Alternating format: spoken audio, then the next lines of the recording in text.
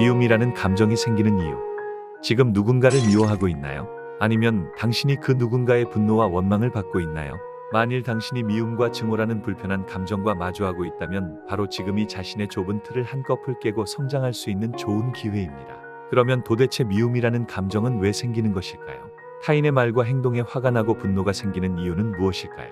이것을 자세히 들여다보고 생각해 본 적이 있나요? 우리는 모두 생각과 관념에 갇혀 살고 있습니다.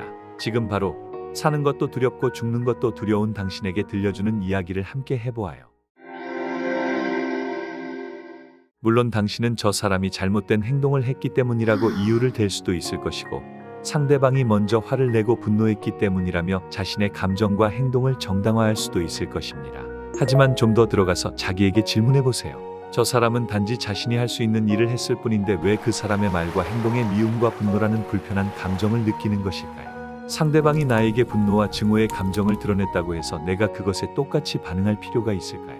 타인의 행동과 말이 거슬린다면 그건 그 사람의 잘못인가요? 아니면 그 말과 행동에 불편함을 느끼는 내 책임일까요? 우리는 무의식적으로 자신에게 일어나는 부정적인 감정의 원인을 상황과 타인 탓으로 돌리는 경향이 있습니다. 지금 내가 이렇게 느끼고 행동하는 이유는 내 탓이 아닌 내 바깥의 저것 때문이라며 자신은 아무런 잘못도 없는 희생자 역할을 하는 것이지요. 하지만 조금만 자세히 바라보면 알 수 있습니다. 내게 일어나는 모든 생각과 감정은 그 누구도 아닌 나에 의한 것이고 그것에 대한 책임도 온전히 나에게 있습니다. 타인의 그 어떤 것이 나에게 걸림으로 다가온다면 타인을 손가락질하며 비난할 게 아니라 우선 자신을 바라봐야 합니다. 그것을 흘려보내지 못하고 붙잡고 있는 나를 먼저 살펴봐야 하는 것이지요.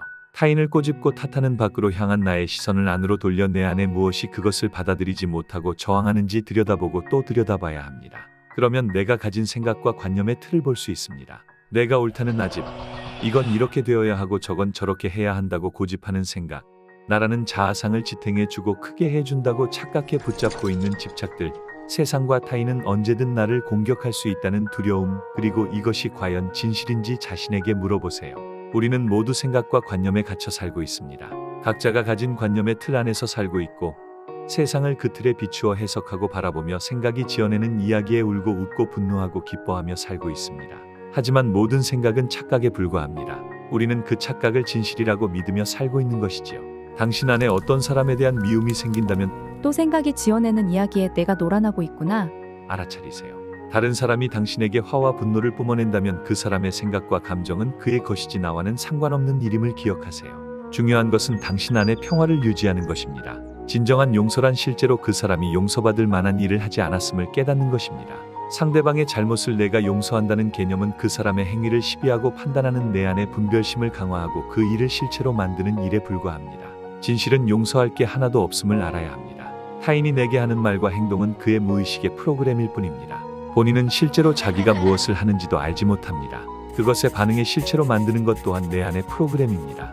그 어떠한 타인에 대해서도 그 어떠한 상황에 대해서도 내가 용서할 것은 하나도 없습니다. 모든 것은 일어난 바가 없기 때문입니다. 문제라고 바라보는 내 생각이 문제입니다.